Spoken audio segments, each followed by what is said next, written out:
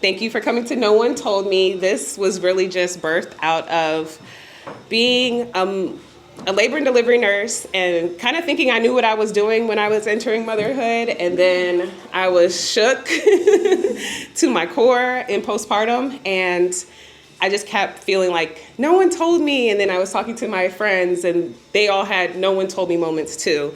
And I just felt like we need to talk more. We need to make this a casual thing where we're changing the culture and allowing especially women before they enter, like years before they enter motherhood, get an idea of what to expect. There's no way to like avoid everything, but there's so many things that we can like just work through in advance to have a better experience in motherhood. And ultimately the goal for me is to get back to God's design for family. A lot of times when these things are like in motherhood or pregnancy, birth, they're traumatic, they can really throw us off, and that's the enemy. And so I think spaces like this where we're being honest, we're being vulnerable, and we're coming together is actively fighting against that. And we are able to say like, hey, yes, I want to have a family. I want to be a part of community. I want to contribute, and I want to be contributed to. So we'll start right now with my panelists. These are like 3 amazing women that I genuinely look up to. They have helped me so much in my experience and my journey as a mom and even before that. And so I want to start by introducing Ms. Kelly Ray right here. Can you give us a little insight about who you are? My name is Kelly Ray. I'm a creative director for Empowering Photo Shoots for Women. And I'm a mother of 5. Yes, and I am a lover of the journey, period. Hello, my name is Sarah Bryant. I am a realtor, and I have 2 boys. There are 3 getting ready before, one is 3 getting ready before, and then 5, and they are very active. My perspective, I became a mother kind of late in life, I guess, compared to a lot of others. So I had my first baby at 40 and my second at 41. So I look forward to sharing some of how that has worked out. I'm Toy. I'm a mother of 4. I'm still postpartum right now. My youngest is almost a year and a half. And I became a mom far away from my family. I have no family here. So I have gotten good at building and rebuilding community. And I started Somebody's Baby, which is really all about helping mothers get like the luxury of ease once you do become a mother, because it is a luxury once you become a mom, but using what you already have to create it instead of doing budget gymnastics. Thank you. Do you all see why I look up to them? Just like so many varying experiences, varying backgrounds, so much wisdom, and they are all like really into communities, hence why they're here too. So I wanted to start with asking them a few questions, just picking their brain. And I will start with, and you know, whoever wants to start, please just jump. But the place I want to start is, what was that thing that no one told you? What was the thing for you, whether it's in pregnancy, birth, postpartum experience? Do you feel like you wish, what was the shocker? My first shocker with my son was what it was like to go through pregnancy where people are very excited, they're checking on you quite a bit, you have this birth team that like draws in closer as you get closer to birth. You go from like an appointment every couple of months to once a month to like every week, and then you have this camaraderie now. Your birth comes and like everyone's in this room, all these people are excited, you have that baby, and then feels like everyone disappears.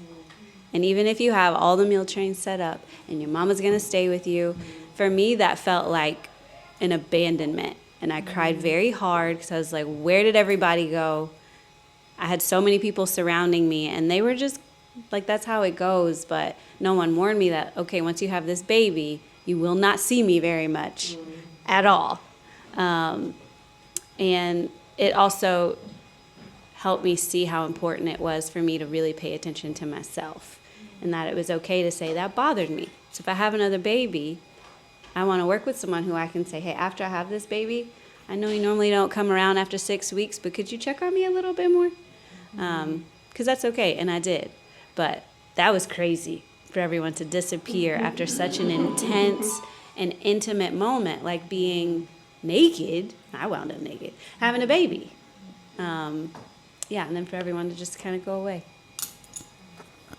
Yeah, I will add to that is that I felt guilty for not checking in on my friends who had kids before me, because I was like, oh my gosh, I didn't realize like how much even just dropping off a meal or checking in on them meant. And then, so it was definitely, I carried some guilt, and I was like, I'm so sorry. I know that they're 7 and 8, but I'll still bring you something.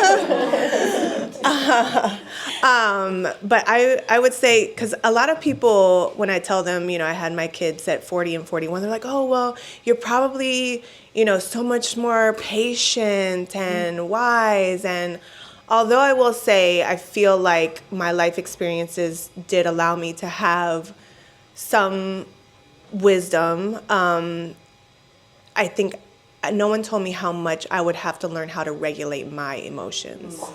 Because I thought, I was like, oh, I'm good. Like, I have it all together. Not that I thought that I had it all together, but I felt like I was pretty sound emotionally.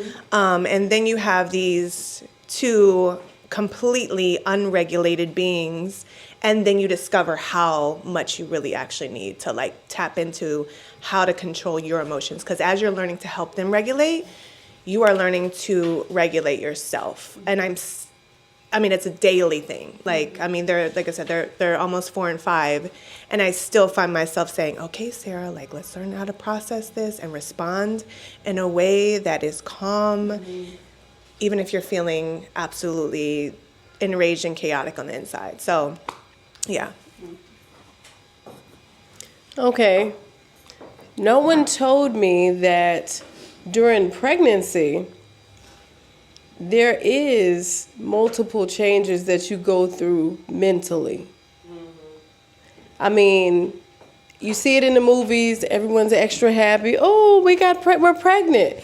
I mean, even when you see the stick or when the doctor tells you you're pregnant, it's still a lot of different changes that happen in your mind to really make you say, okay, what now? What do I do now? Am I going to be a good mother? Am I worthy? All of these confusing ideas pop into your mind. And I just want to say, you got to take hold of that.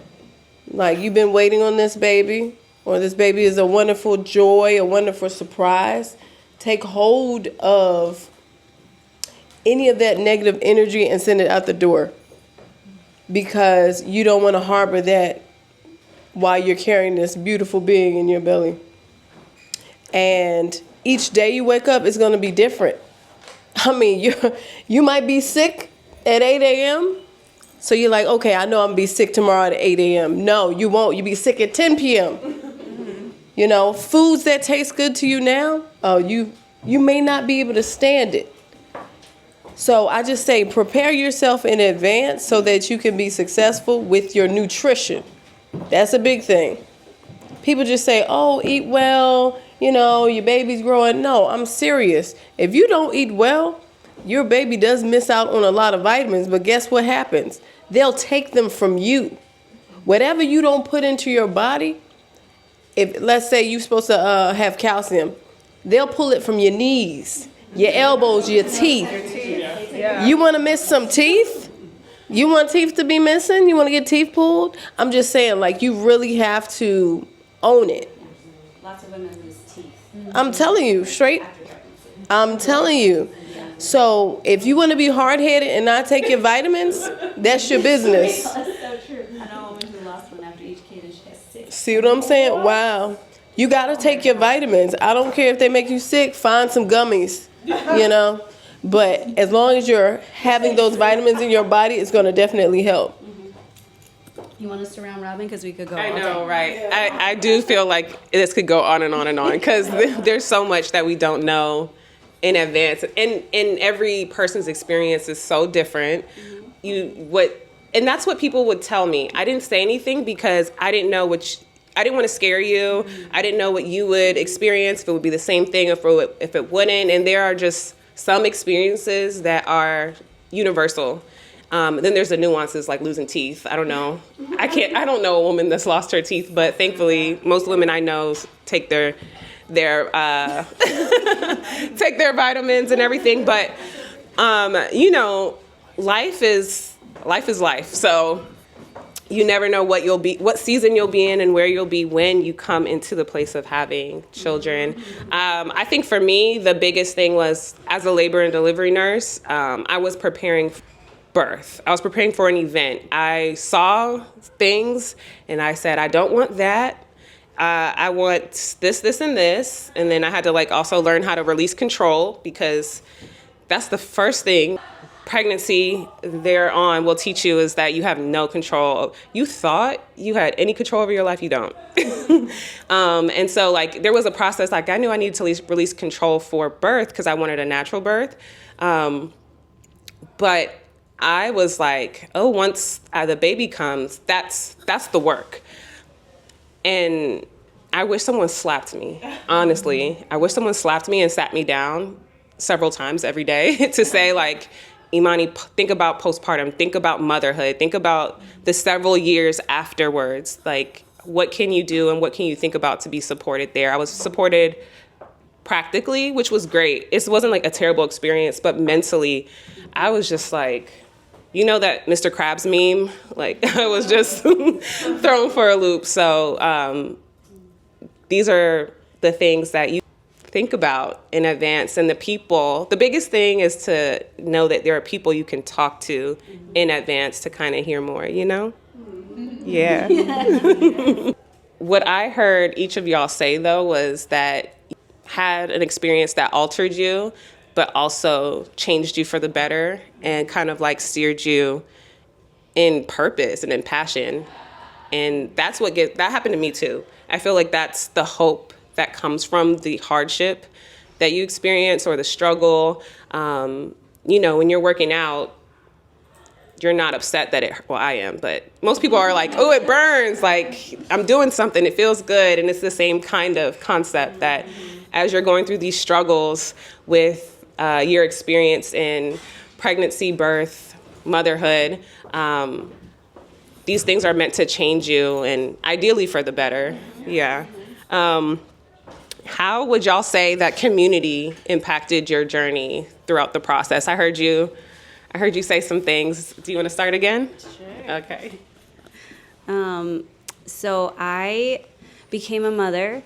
Like I said, I have no family here. I'm from Texas. And when I became pregnant, friendships were like in flux. You know, in Atlanta at least, if you move a little bit, like your friendships change because everyone has their driving boundaries and all of that. And friendships are just kind of hard in a city, you know, where everyone's so focused on why they moved here. And so with my first baby, I thought I had just like a handful of relationships where they would just be there for me, and that wasn't the case. I think most of them just panicked, and I didn't really see anybody. And that hurt. It was heartbreaking. And then my second child, I had the same birth team, so now they're kind of a part of my community. And they were really paying attention to me my second time and helped me realize that I was teetering on some postpartum depression. I wasn't there, but they saw like an Instagram post I made, and they called and was like, Toy, here's a book, here's a number, take it, read it, talk to her. Where I started learning more about postpartum really being a thing. It's not a word that's synonymous with postpartum depression. Postpartum is after birth, like the rest of your life. Once you have birth, you're postpartum. And so after my second, I still didn't have much community, but I had these two women, my doula and my midwife, looking out for me, and I felt like I had somewhere to take some thoughts and some feelings, and it was making me feel less alone, which matters. A mom who is completely alone is in, some danger as far as postpartum mood disorders go. A lot of those can be quelled or identified with community around. Then with my third, I now had 2 kids. I had 2 kids, and I still don't have family around. So by then I had realized that if I was going to make friends, I had to make them.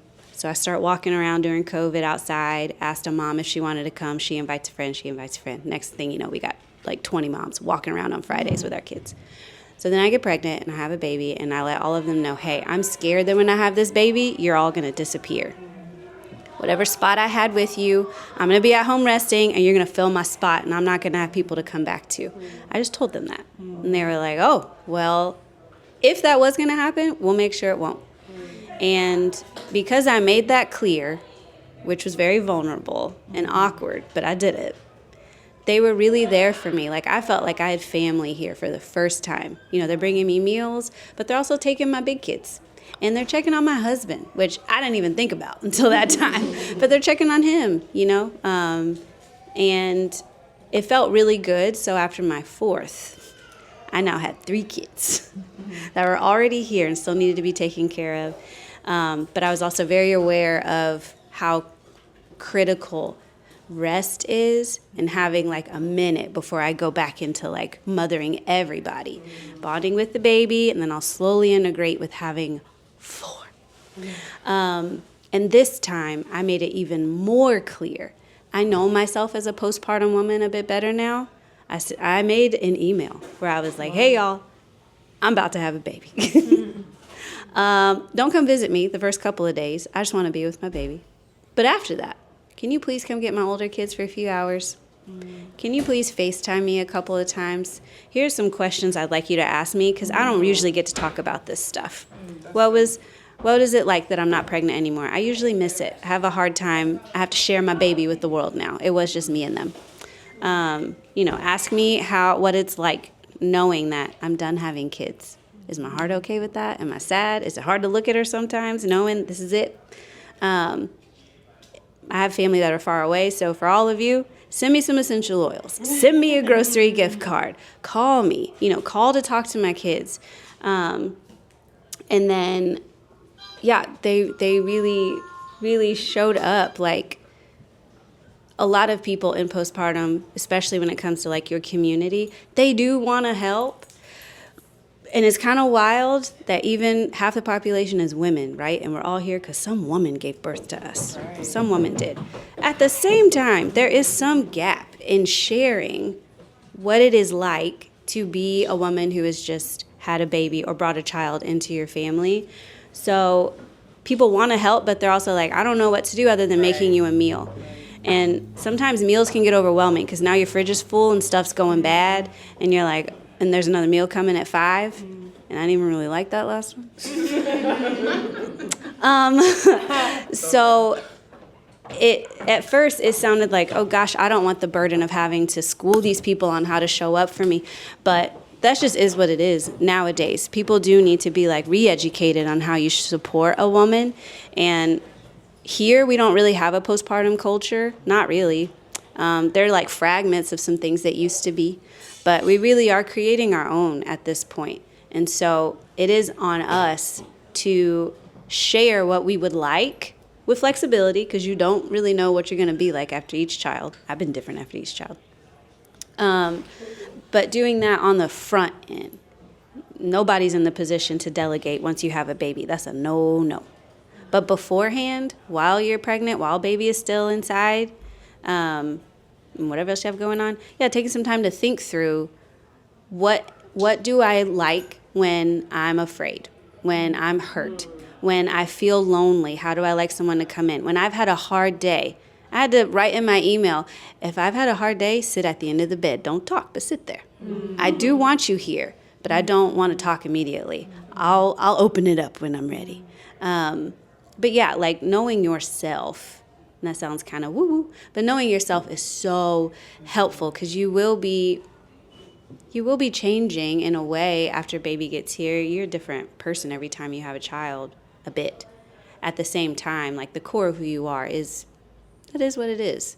So to know that is a huge gift in building community and being upfront and making it clear to give everyone a fair chance to show up to you and for it to really hold some weight. Because people will say yes a lot more than you think, and it's not a burden for people to love on you. I hear lots of women, I don't want to ask someone to come watch my kids. I don't want to ask someone to come over at 9 a.m. because this baby wouldn't latch, but they need to eat. But if people know you need that, they will say yes more often than you actually think. And if they say no, then, it's an opportunity to learn. Like, hey, you are not that person I can call on. Moving on. It's okay. Yeah, that's good because you're being vulnerable, and I think that becoming a mom, I mean, especially building a community, you have to have vulnerability. And I would say, and I still am working on this. I do not like asking for help. I pride myself too much at times of being independent, meaning like I love having friendships, but I never felt like I had to have friendships to experience joy or happiness. However, I thought that like my friends, because most of my friends actually don't have kids. They're still, they're in their 40s and and they probably never will have kids. Some of them never wanted them. So I kind of just assumed that those friendships would stay the same. But they change because I change. The things I need change. The time that I have to dedicate to those friendships change. And they don't understand that either sometimes. The priorities. Like, I can't just go over to your house or go hang out on Saturday anymore because I'm either tired, I have to be with my kids. And so I've had a couple of really close friendships dwindle because we're just in different places. Not that there's any love lost, but we're just in different places and different seasons of our life.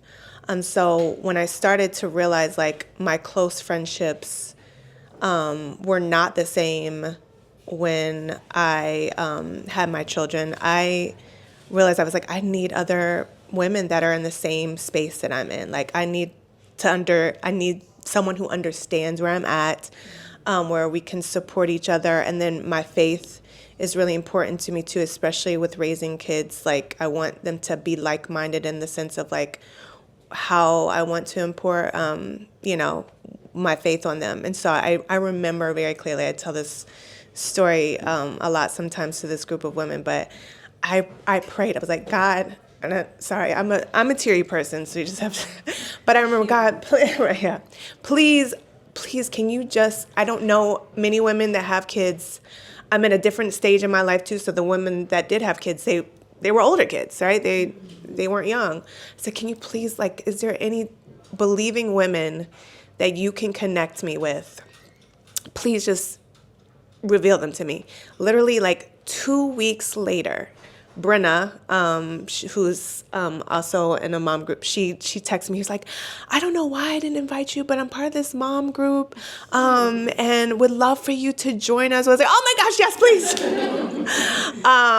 And it has been life-changing for me because, again, just being able to like know that I'm not crazy. They're going through the same things, and knowing that like we need the type of support, and sometimes I can watch your kids and then you can watch my kids, and again we connect and understand, and being understood just is so important. So yeah, I think I answered the question. Okay, so I have had children. I have given birth in every era of my life, 20s, 30s, 40s. And each time I can't really remember telling anyone what I needed. I can't really remember. I didn't join any mom groups. But after today, I'm going to join. Yay! But yes, I just utilized my family, especially the first baby that I had. This girl, she's 20 now. I just utilized my mom, my grandma, and I remember that they were very helpful during me returning back to school. I was able to get my degree. Husbands, boyfriends, fiancés, they may not be so supportive. And I'm going to say that's okay, in quotes. but it's not. And in order to get them on board, you have to communicate with them. What you need in your 20s and your 30s is different from what you need in your 40s. In your 40s, you need peace. You need non-drama. You need everything to just go by smoothly. And you don't want nobody asking you no questions about it. Okay? I'm just keeping it real. You have less patience. So I will say, utilize the people at the front line. If you can't utilize them, reach out to the mom groups, because they definitely are going to be able to bond with you and support you and chime in and say, hey, girl, me too. Da-da-da-da. I wish I would have did that. Now I find that I've just gotten used to it. It's not like, oh, put a H on your back and handle it type deal, but it's more so of the endurance factor. It's like working out. You know, you get in the gym and you feel sore once you come out the first day, but eventually your muscles add up. I want to say believe in yourself too. Like, don't, I know they got all different type of Instagram posts. Girl, you got to fall when you need to fall. Listen, that's fine, but you need to get up too. You need to get back up. You got to make it look good now. But be honest. I need you to rub my back because my back hurts. And my back hurts because as I'm breastfeeding, I'm leaning forward. Okay, so all these muscles in my back are starting to get strained. And then it's your job to also say, hey, do you mind going to the store for me? My thing is, don't be afraid to say what you need. Stop thinking they know what you need. They don't. Just because they had a baby 25 years ago, they don't know what to do now. Yeah. I'm telling you, they don't know it. Every woman is different. Every pregnancy is different. You have to be able to take a breath because the tears are going to come. I want to talk about tears right now. Y'all okay with talking about tears? There will be tears. It's a release. It has to happen. It's just a part of the cycle. When you cry, it's okay. We got to shed that weight some kind of way.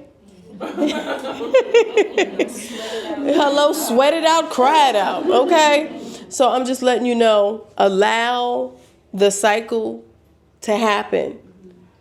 We are mothers and nurturers. We are here to get that life cycle going. So allow it to happen and enjoy. Hey, ooh, that was a good cry. That was a good cry. You hear me? I feel so much better. But not only that, I'm journaling. Journaling is a part of the community as well for you.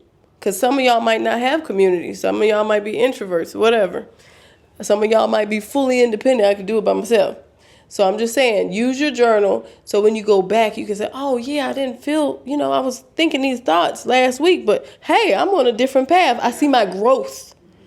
I see where I'm going with this. But like I said, I'm going to be joining a motherhood group, so thank you. Yeah. Can I add something to that?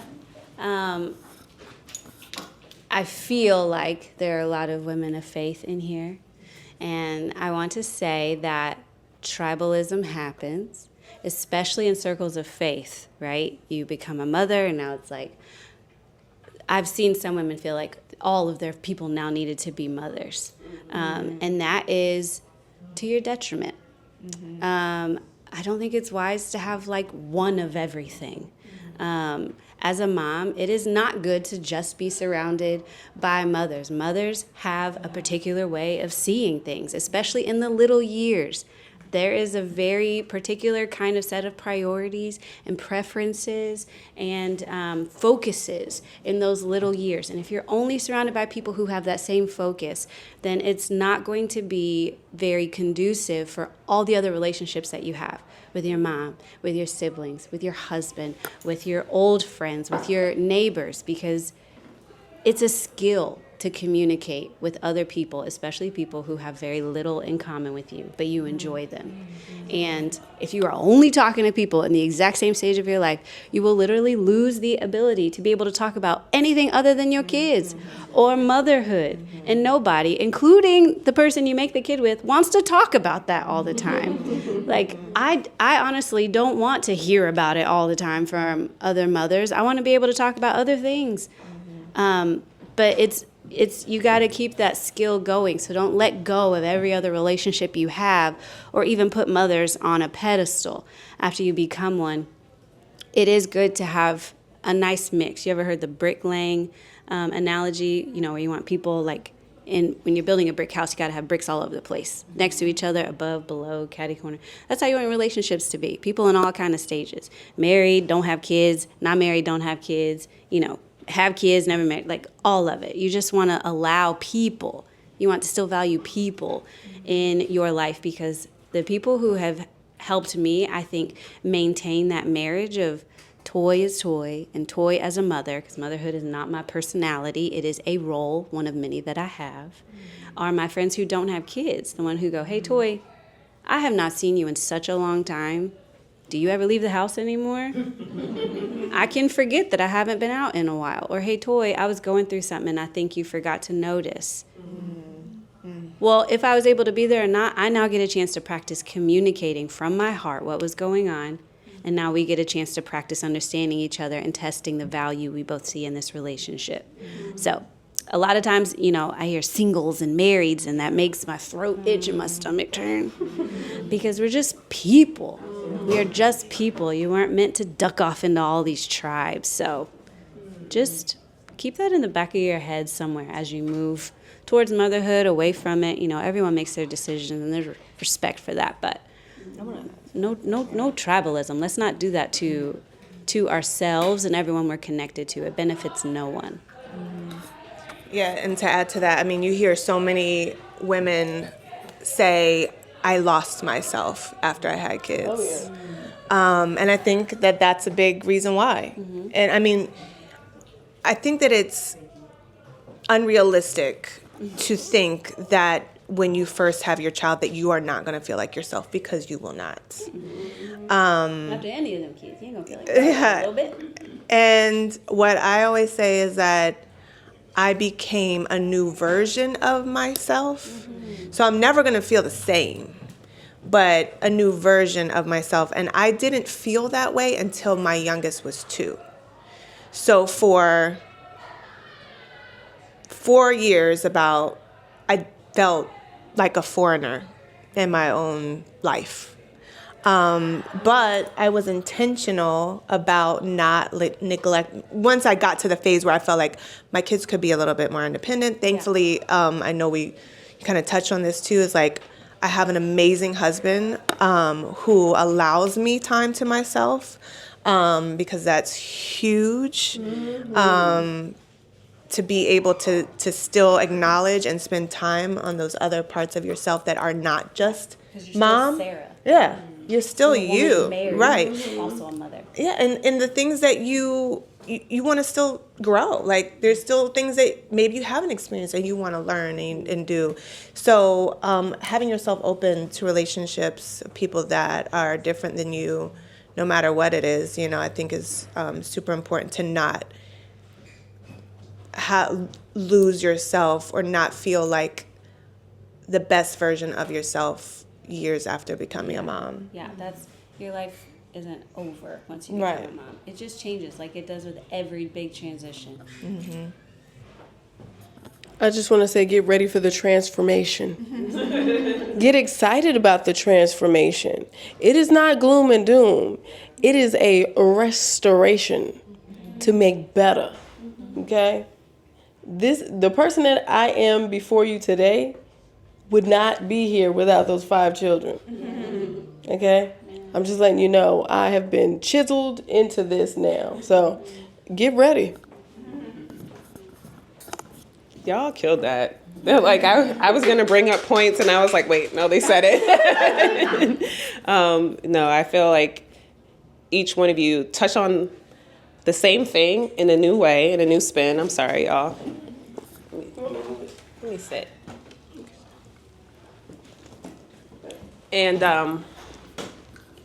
I love that. That goes back to that universal experience that I think we at Motherhood brings in, the whole community piece. And I think it's hard to, I heard a lot of y'all say it was hard to have community in advance because our society is not really set up for that. I feel like our society is set up to do you. And if, you know, people are around you doing the same thing you're doing, then cool. But once they're not, you know, you get a new set of friends or a new set of people. It's a lot of situational circumstances. And then especially with social media, like we follow who agrees with us, what we like. What we don't like or we don't want to see is like, it's not in our view, and that's damaging. It's detrimental to who we are as people. And what you said, Toy, about our community being multifaceted and multi-experience, multi-generational, I think that is the part that would transform our mindset and our mental health even more. Because I remember when I was single, and then also when I was married but no children, all my friends were kind of like life stages of before me, but I still was trying to be in that. And now I kind of felt some type of way about the motherhood part because it just felt like a wall, like a veil, a club that you're not in. And now that I'm in it, I see why, because you just don't have it to a degree. But in hindsight, I wish I would have pushed harder, like kind of if I knew how much weight comes with motherhood, I would have pushed harder to engage and be there.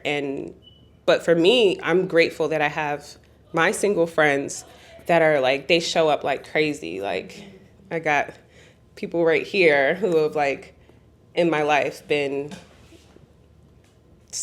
amazing support that you can't do it as, I mean, it's just different level of support and different level of community, different types of conversations, different types of encouragement. But it's all been intentional. And I think that's like the biggest thing that I would drive home is the intentionality to have people around you. It doesn't have to be a million people, but just like a few good people who know you in different life stages, even people who never want to have children. Like that's okay. Yeah. Those are the best aunties for life.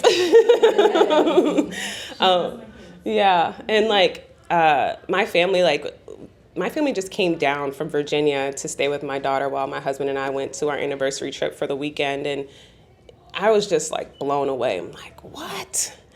I tried to give her money too. She was like, no, this is what we do. So it's just that level of when you're building a village, you have to be a villager too. Like the give and take is, because you just never know when you're on the other side, and the things that you need, maybe your friend doesn't need, but that's easy for you to do. Yeah. And I feel really strongly that when that is prioritized, that your life only multiplies and grows and expands. And then, like, again, that's another way that I think is to be fruitful and multiply, even when there are no children in your life, in the picture at that time. And there was something else I was going to say. I don't remember. I was going to piggyback off of y'all, but I think y'all said it all. Community. Community. I do want to add the exchange of vulnerability is yes. A very valuable currency, especially once you become a mom. Like, the number of times I have like called I had plans with Shannon to like go somewhere with our kids, and then like I get into it with my husband, or just wake up and it's not a day, and I'm like, I'm not coming anymore. Like that's it. And she's a friend who will push, and she'll go like, no, come anyway. And I'm like, hey, I'm in a bad mood. I'm trying to protect you. And she'll be like, oh great, well I'm gonna come. I'm going to come play with your kids while you get ready in your bad mood. And then you in your bad mood can come with me because I'm not afraid of your bad mood. I love that. And I'm like, wow. Okay. And the number of times she comes and I'm ready to like give her a stare like, girl, I'm a grown woman. I'm not coming. And she'll come and she'll hug me and she'll look at me and she's like, I'm not scared of your bad mood. Go get dressed.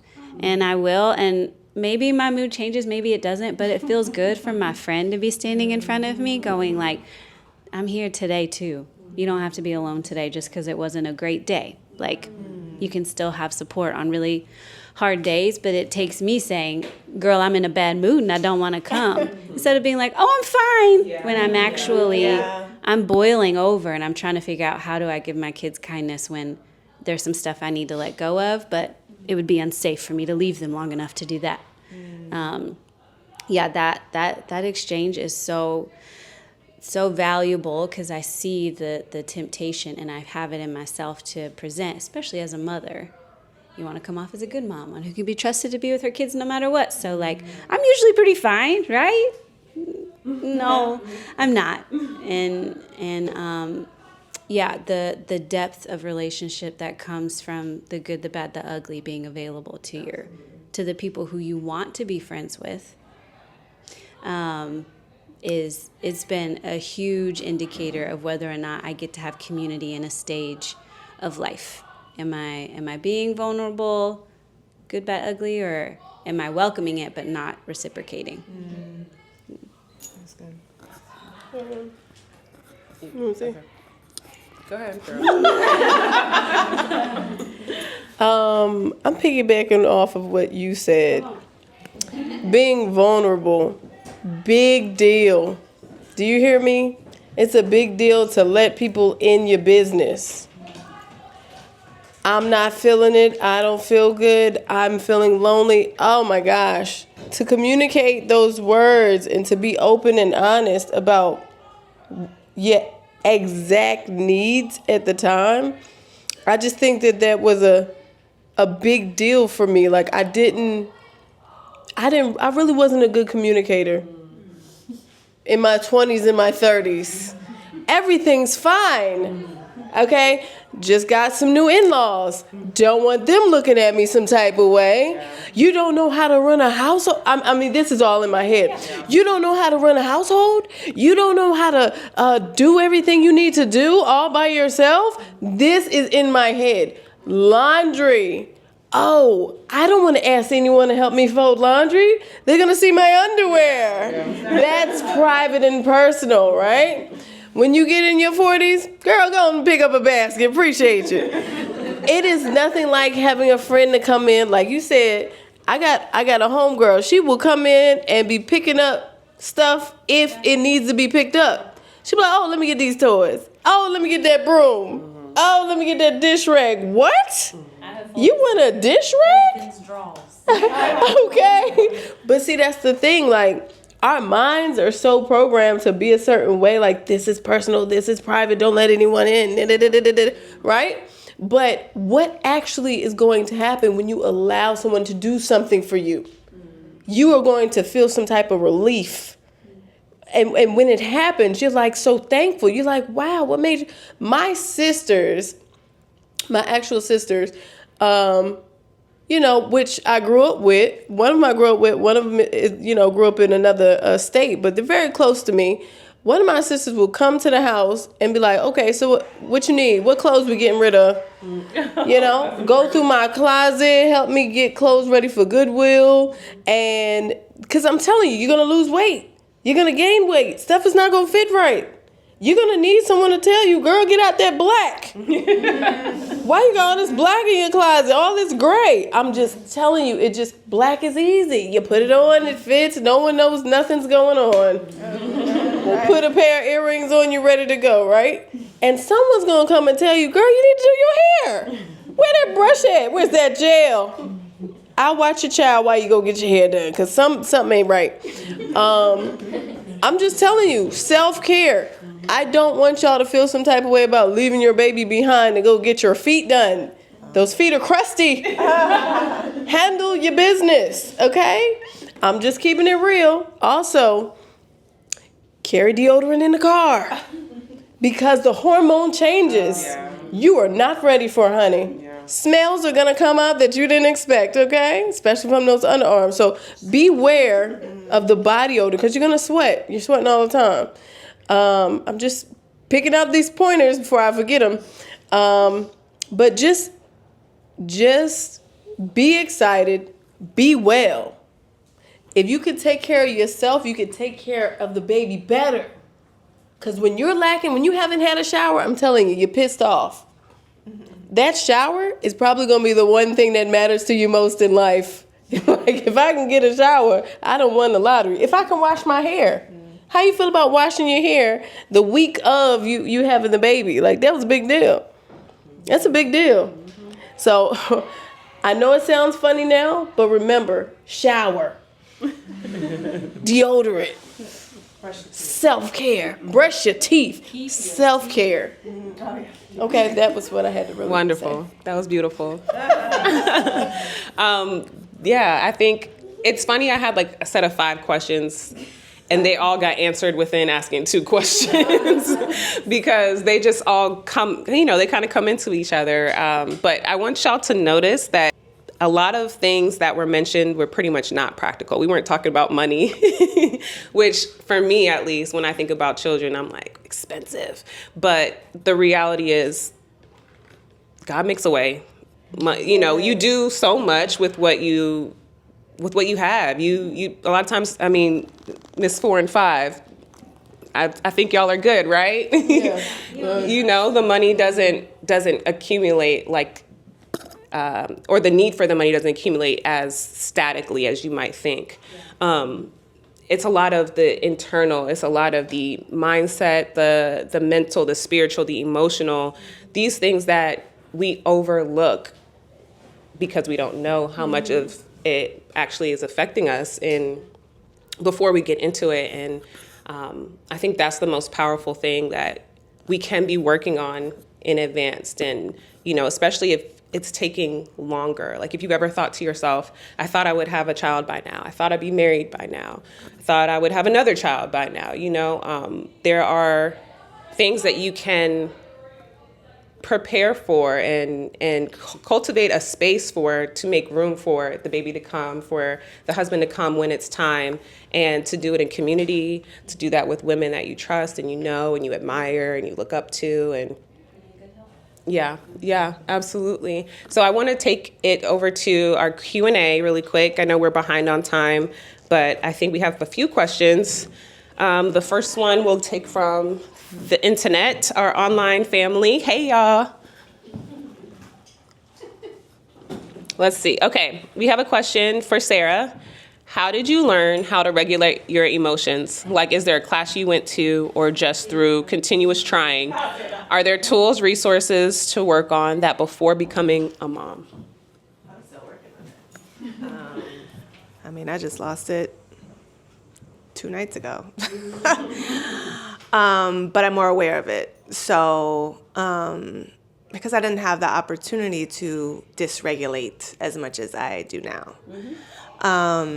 So, I think part of it is actually going back to I talk to other moms who feel dysregulated too. So that's the first step is I'm not crazy, or I'm not, this is normal to feel this way. So I feel like once you feel like, okay, this isn't just me, it kind of helps reset it. And then I did go to a therapist for a few months after having my second. So I had postpartum anxiety. I didn't experience postpartum depression, but definitely anxiety, where I was just nervous and scared all the time about something happening to me or my husband or my kids. I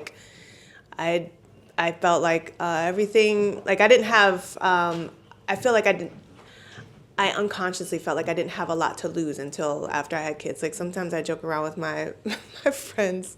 We'll be crossing a street and they're not waiting for the crosswalk. I was like, I can't go. I have kids to live for. That was my joke. I'm sorry, I have kids to live for. I can't do it. It was a joke, but kind of in my head, I was also thinking that. So I would say therapy definitely helped me, but ultimately it's God. It's constant. I will say also having kids drew me closer to God more than ever before because I realized how much I needed him. I knew I needed him before, but need him more than ever because at the end of the day, these are his children. I'm his child, and he knows us best. He knows how they tick. He knows how I tick. He knows the things that I need to do to adjust it. So just even asking God, can you tap me when I'm getting ready to lose it and help me reset? And also, like, the psychology of children also is huge. Like, knowing their brain development. Like, because when you have a baby and you're on all these apps, there's like... The Wonder Weeks app is really helpful for that. Yeah. So you can, like, if they're, like, having lots of tantrums, you kind of know ahead of time, like, oh, they're getting ready to have a growth leap or whatever. And that comes with, you know, irritability, clinginess, all the things. So you know it's not just them wanting to disrupt your life with all these emotions. It's literally, like, scientific. Like, it's their brain development. It's neuroscience. And so I think also just, like, reading more about that, it helps me understand where they're at. So I'm not taking it on emotionally. I'm looking at it as more of, like, logically. And that helped me process a lot. Also, baseline, learn to listen to your body, because a lot of emotional dysregulation and issues comes from you being hungry and dehydrated. Most moms are usually dehydrated. I have gotten myself in the hospital and with an IV drip after number 2 and number 3, while I learned that I really need to listen and talk to my body. Slow down on the coffee before you have kids so you can really start to learn when your body gets hungry, what it feels like when you are hungry before you get to the irritability and the losing patience. If you are dehydrated, it feels like you haven't slept in weeks. Those wreak havoc on your body. So literally, learn to listen to your body, take care of yourself, bare minimum. So from there you can, process of elimination, figure out what's really going on. Do I need therapy or a vitamin? Yeah, or both. I want to say something real quick. Oh, go ahead. Okay, we have a question from the floor. You're not ready? Yeah. Okay, sorry. Okay, I think this question may apply to Sarah. I'm not sure, but I know that you mentioned you had kids like in your 40s, right? So I guess my question is like, because, you know, back in the day, people were having kids very early, whereas like now in 2025, a lot of women are having kids in like their 30s and 40s and even 50s. So for you, like, how did you make that transition? Whereas like your 20s and your 30s, you didn't have to worry about like someone depending on you for life. Even if you were married, I'm sure your husband can survive on his own. Whereas like your kids, most of the time, whereas like your kids literally need you. So how did you make that transition from like your 20s and your 30s and now 40s is like so different as a mom? And like, how did you prepare your body for that? Yeah, I think it's just interesting. Yeah. So I got married at 39. So I got married and then a year later had my first and then a year later had my second. So I had this conversation with you yesterday or the day before, whatever. But like, I remember hitting 29 and being like, okay, God, like, I feel like I'm supposed to already at least be in a relationship with someone that I think could turn into marriage. And there was nobody, like, no prospects.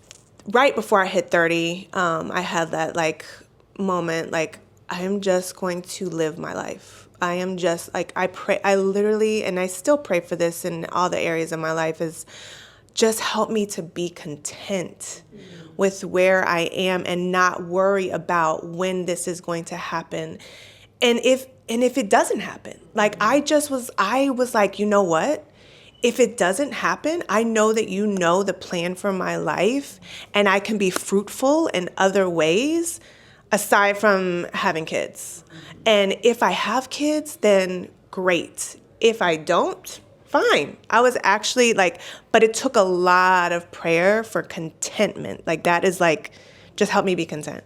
But I will say, so when we got married, I told my husband, this is like, everyone has their own path, but I made the decision before we got married that if it didn't happen naturally, that I was okay with not having kids. I did not want to go through any type of in vitro or anything like that, IVF. Again, I know I think that's great for everyone who does do it, but that just wasn't going to be my path if I had to. But my husband, he said, like, he wanted kids, but he was okay with not having them too. But I said, okay, we're not going to not try. So I will say that, like, what I did start doing before we got married is I started to track my cycle. I forget the name of the app. It's one of those apps. There's so many. There's so many of them. Yeah, there's so many. But I started to track my cycle and knew when I was ovulating. I started taking prenatal vitamins beforehand. And what are the other vitamins that you're supposed to take? Like, not just prenatal, but there's like... The iron and No, it's another one. Folic acid. Yeah, I think I started taking that too. And so at the beginning of our marriage, we practiced natural prevention because we weren't going to go. We got married in April and we went on our honeymoon in June, and I did not want to be pregnant on my honeymoon because I wanted to be able to drink. I didn't want to be sick, like all the things. So, so we went on the honeymoon in June, and then in August, I tracked my when I was ovulating. He didn't know it because I didn't want to take away the fun from anything, you know. And I got pregnant. Wow. The first month we tried. Beautiful. Yeah, very, very grateful for. I mean, I do not take that for granted at all. But I would say, yeah, I started tracking, becoming aware. I will say this is weird, is that my period was always irregular until about a year before we got married. Wow. Yeah, and all of a sudden, like, it became regular, so I was able to track my cycle and know exactly when I was ovulating. So I don't know. I hope he doesn't watch this and know that I knew exactly. Although I think I might have shared it with him at this point. Okay. I love that. Thanks for sharing that, because that was a good question. It kind of goes into another question that we have too, that can be for anybody, which is, how do you cope with body changes postpartum? In what ways do you wish you were kinder to yourself for pregnancy, labor, postpartum?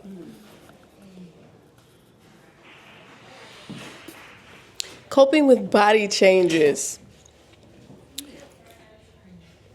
Okay, so the first is 6 to 8 weeks, they say no exercise, okay?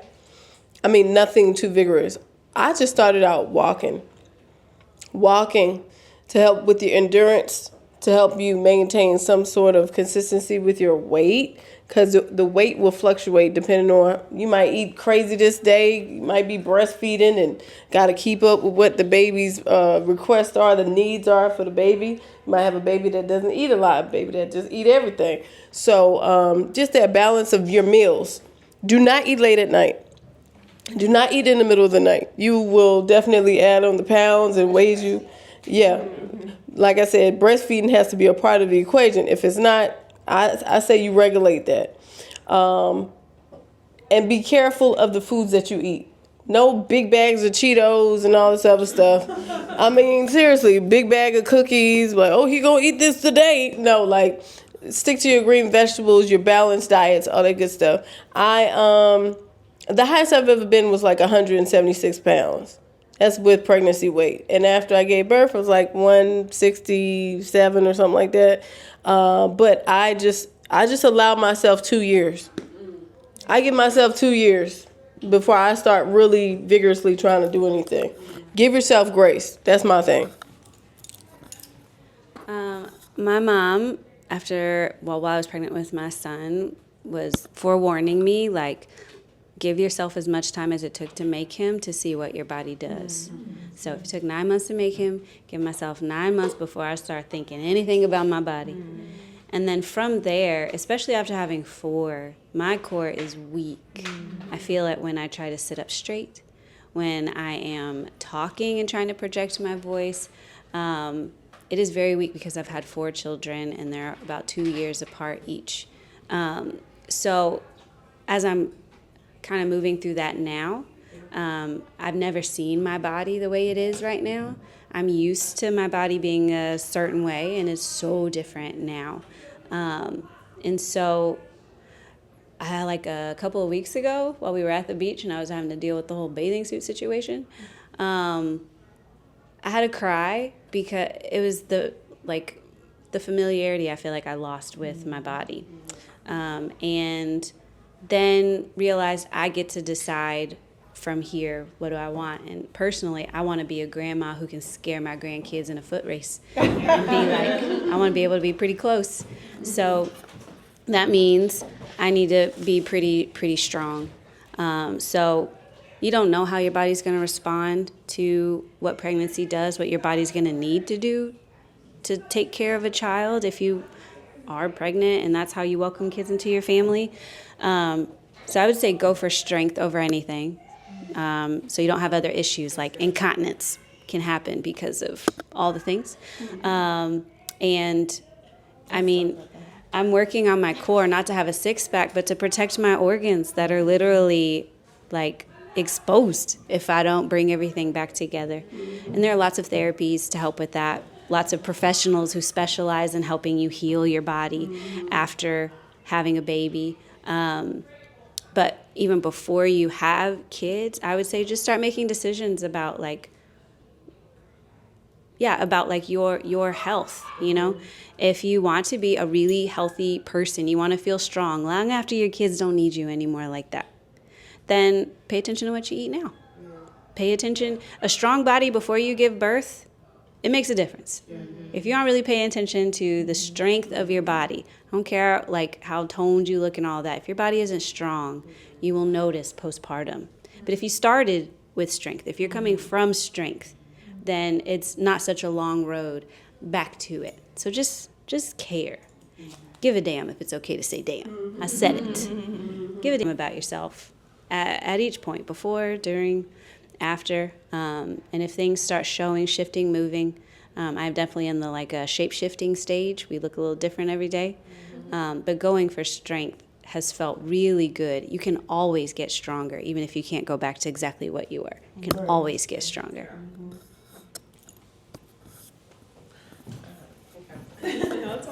I think to the body changes, for me it was so weird because I wasn't showing for a while, maybe until like 6 months, maybe 5 months, and then I didn't really get big until the last month.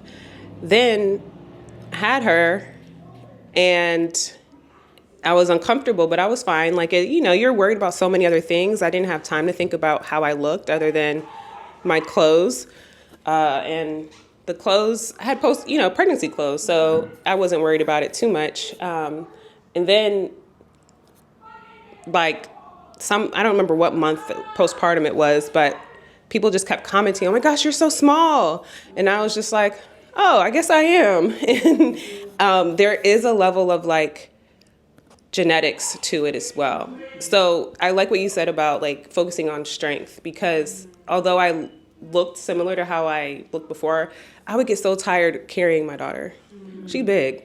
And that proved I was weak, because I'm like, oh my, I would go to the appointments and I'm like, she has to be 15 pounds. She's 11 pounds. Or every time they said her weight, I was like, no, she's heavier than this. And that really motivated me, because I've never loved working out. I just always have looked fine enough that it looked like, I know my arms looked, I don't do nothing.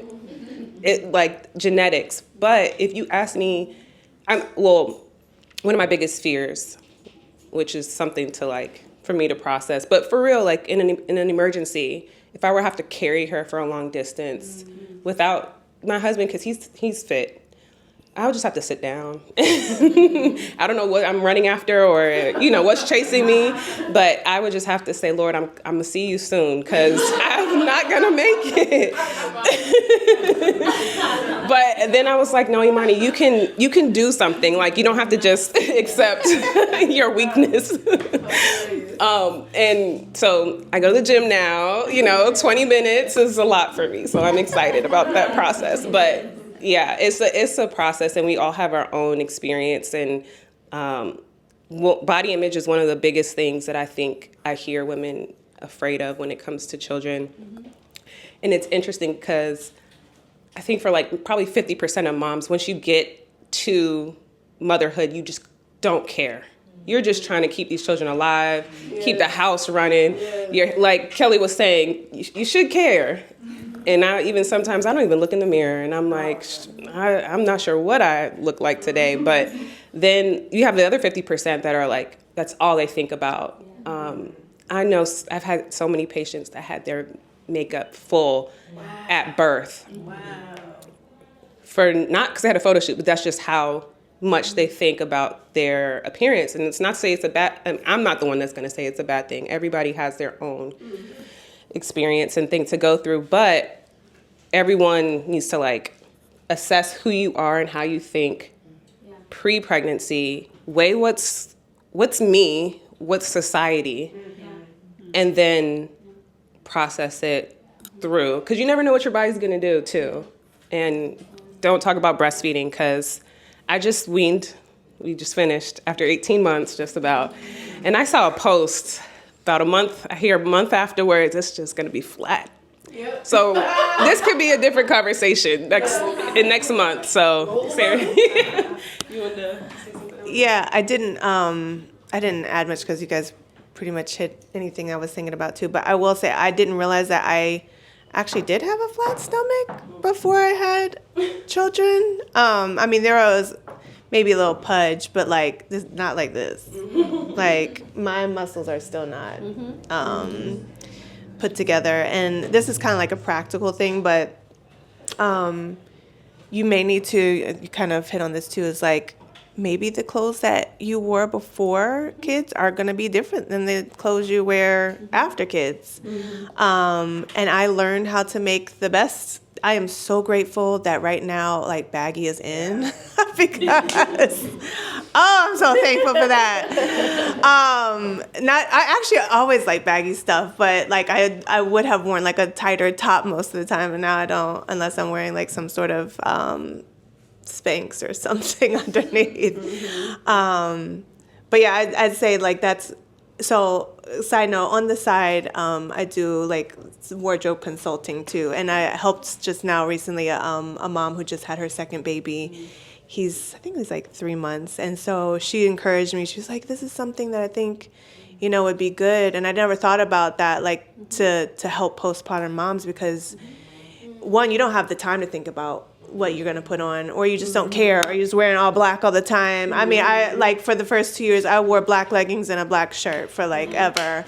I would dress it up with some hoops, like, yeah, I would say that that's a good idea too, is just like, explore kind of like the preparation beforehand. If that's something that's important to you, is to like look to see what comfortable clothes you could wear that make you feel good, because feeling good, I will say what you said too, is like, if I could tell the stark difference on if I stayed home all day and did not brush my teeth or take a shower versus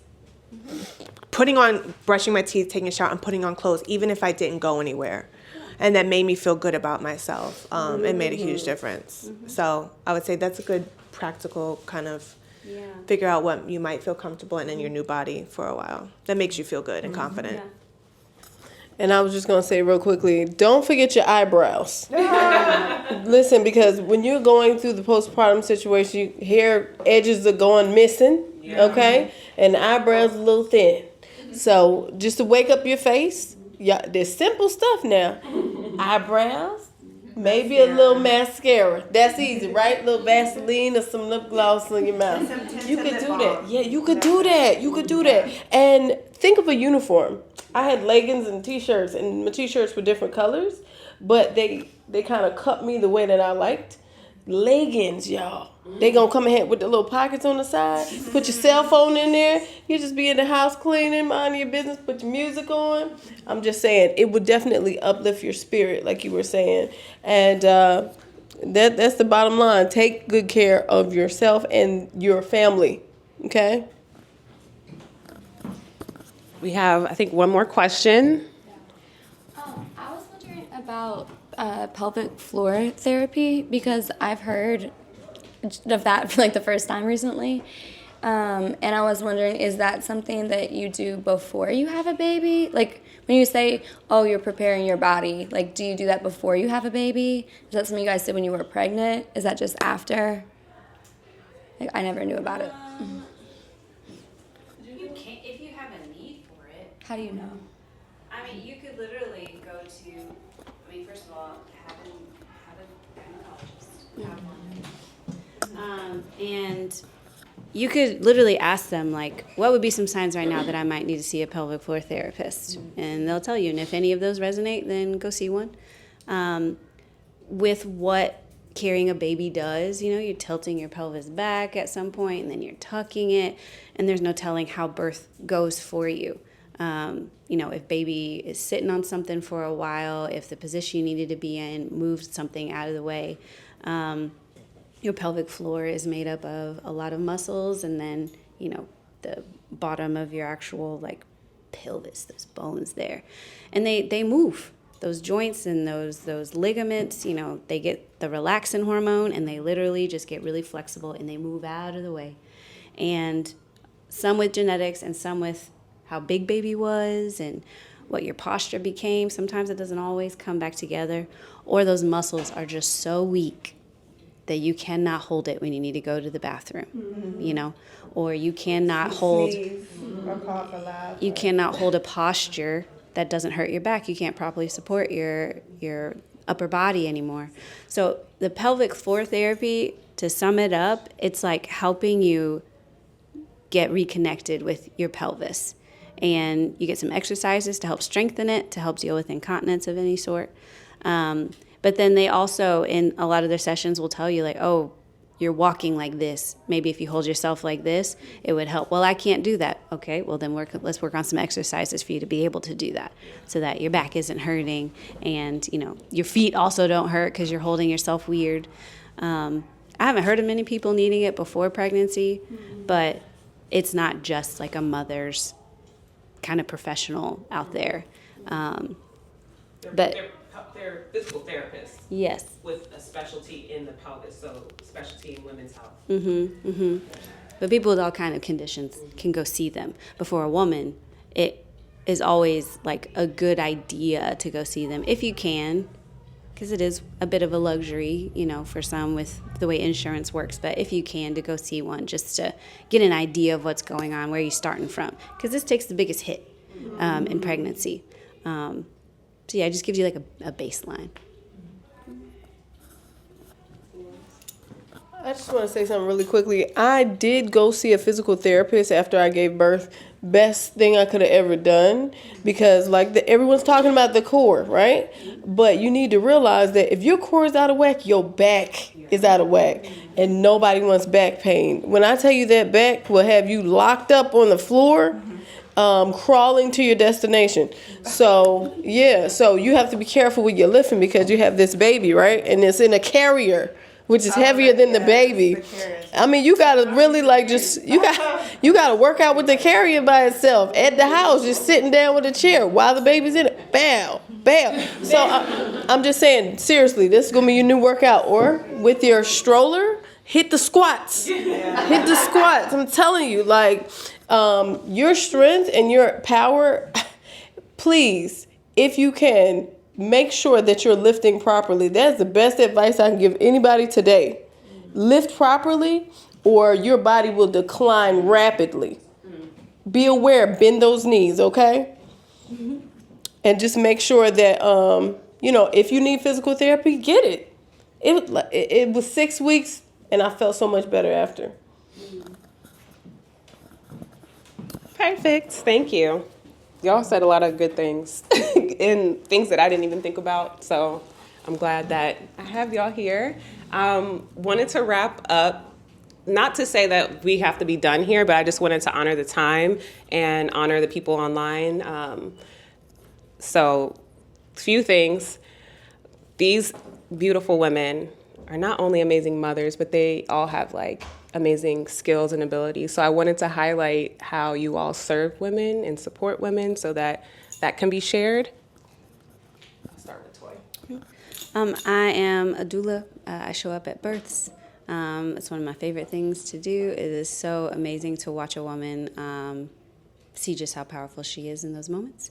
And then I also support women in the long postpartum, because it is way longer than 6 weeks, and it is as long as a woman feels like she is still postpartum. Everyone has a different amount of time that it takes to really acclimate to the financial and social and mental, spiritual, physical, emotional weight and experience of motherhood each time she re-enters into it at a different point.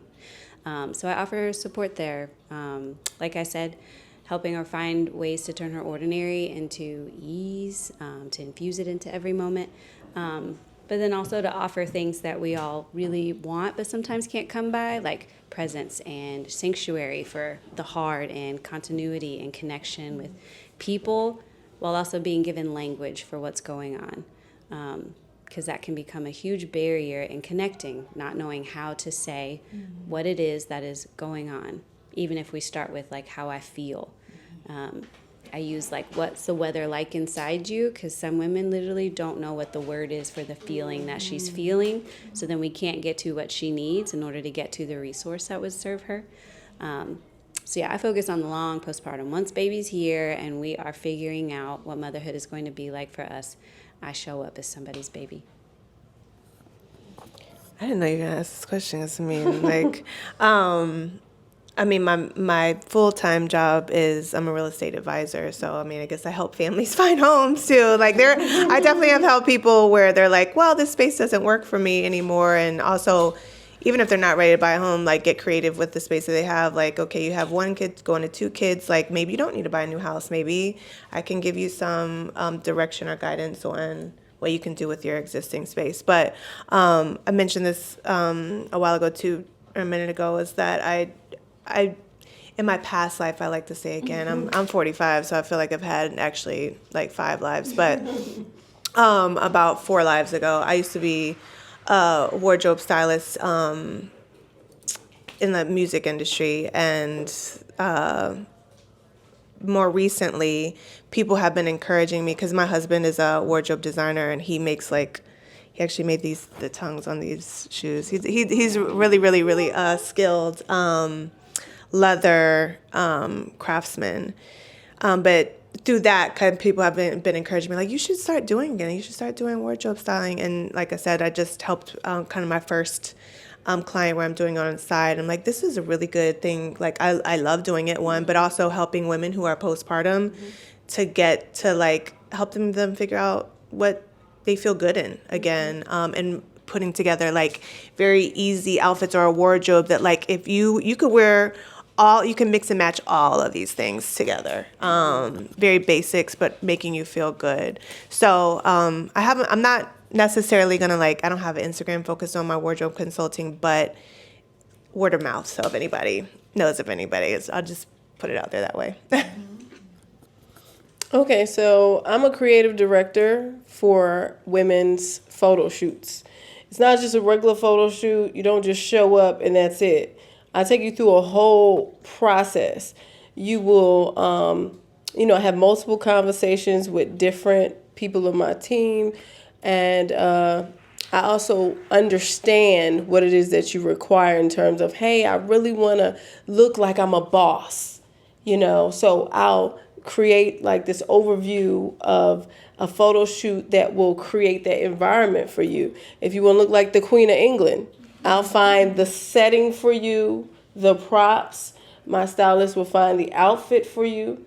And it's like a visual vision board, if that makes sense. So once you get this picture, you post it up, and it gives you inspiration every day to see yourself always empowered, to have yourself look at life differently. Like, oh my gosh, I'm so happy I'm here, I've taken some clients through their closets. I go in and I reorganize their closets. Like I said, get rid of all the black. Goodwill shopping, or different type of vendor shopping, to where we rebuild your wardrobe. So you're not just leaving with pictures. Like, you have a wardrobe.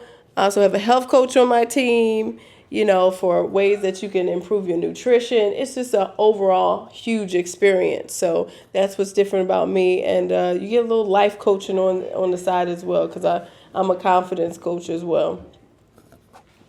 You also forgot that you do etiquette and also so much. I know, public speaking, Yes. and confidence. She does, if you can't tell, y'all, she's she's really good at that. So thank y'all, ladies. I wanted to highlight the amazing things that you all are doing. Thank you so much. Of course. I think what I took away from all of this is just about womanhood and like understanding who we are as women and the different life stages that we go through. There's no one guiding us through that. You know, the generations before that kind of had family teaching you who you are and how to show up in life and how to continue that on. That's kind of a thing of the past, and I think it's something that we need, and we need to get back to that. So that's part of what this space is about: is women supporting women, hearing from women, being encouraged by women, so that we can be the best women that we are. And I want to highlight that I have a new course coming out. As of today, I'm launching my course that is focused on the preconception phase, just like Toy focuses on birth and postpartum.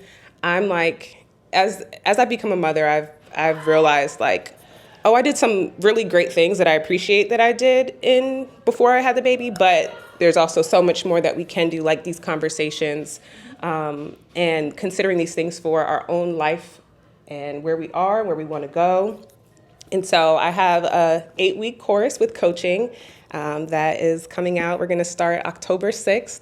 So I'll send out the information for that that you all can look at. And if you want to join, that would be amazing. I think it'd be very, very beneficial, especially if you are like wanting to become a mom in the next 1 to 3 years or have another baby. Yeah, it's been something I've been working on for months. And yeah, this is the first cohort, so it's going to be really special, and I'm excited to invite you all into it. And I also want to just highlight Gilly. Gilly is low-key sponsoring this. Just a really awesome place to meet and come together. These Danish is amazing. So this is Gilly, this in the mayor's house, this building, and then they also have a bakery in Trilith in Fayetteville, if you've ever heard of that area. Woodstone Bakery, they have she's his wife. She is an amazing chef, baker. What's the word? Baker.